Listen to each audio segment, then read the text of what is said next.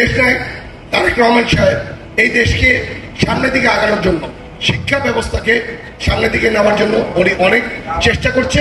ওনার চেষ্টার মাধ্যমে বাংলাদেশের শিক্ষার নতুন একটি ধারা ইনশাল্লাহ আমরা দেখতে পারব।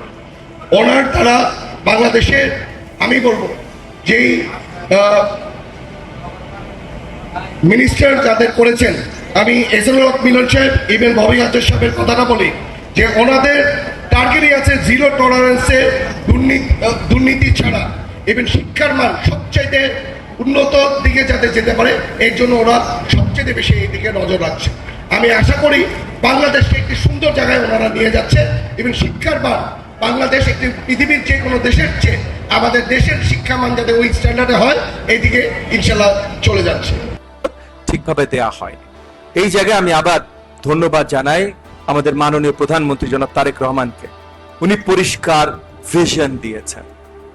10 বছরের শিক্ষা নিলে তার এই ক্যারিয়ার পাথটা পরিষ্কার থাকতে হবে, 12 বছরের শিক্ষা নিলে ওই ক্যারিয়ার পাথটা পরিষ্কার থাকতে হবে।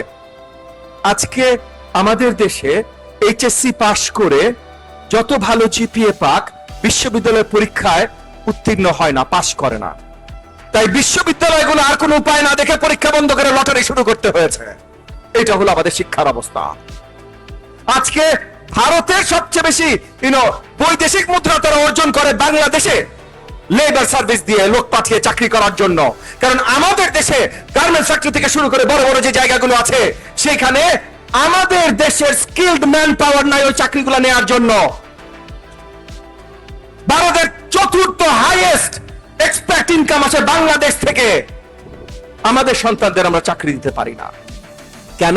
কারণ আমরা এডুকেশন সিস্টেম তৈরি করেছি কিন্তু কোনো ভিশন তৈরি করি নাই। এই এডুকেশন সিস্টেম আমাদেরকে কোথায় নিয়ে যাবে? তো জনাব তারেক রহমান আমাদেরকে ভিশন দিয়েছে, স্কিলস ক্যারিয়ার।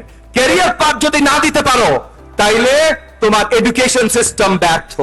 এমন কোন ইউনিয়ন উপজেলা নাই যেখানে আমাদের সরকারি প্রাথমিক বিদ্যালয় নাই। আছে না? প্রত্যেকটা ইউনিয়ন উপজেলায় আছে। লক্ষ কোটি টাকা, হাজার হাজার কোটি টাকা আমরা খরচ করছি, ওয়াল বানাচ্ছি, বিল্ডিং বানাচ্ছি, ইনফ্রাস্ট্রাকচার বানাচ্ছি, ওয়াশ ব্যাংক বানাচ্ছি, সব বানাচ্ছি, কিন্তু তার ভেতরে শিক্ষা কতখানি হচ্ছে এটা কতখানি আমরা ইনশিওর করতে পারছি?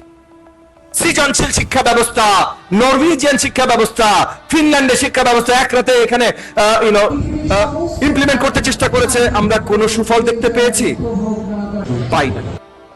তো আমরা দেখতে চাই আপনারা যারা একদম গ্রাউন্ড লেভেলে মানে একদম শিক্ষার্থীদের সাথে, শিক্ষকদের সাথে, স্ট্রাকচারের সাথে, গার্ডিয়ানদের সাথে ডিরেক্টলি যারা আপনারা ডিল করছেন, যাদের নেতৃত্বে আসলে স্কুলগুলো বড় হবে, তারা আসলে নেতৃত্বর দায়ভার নেন।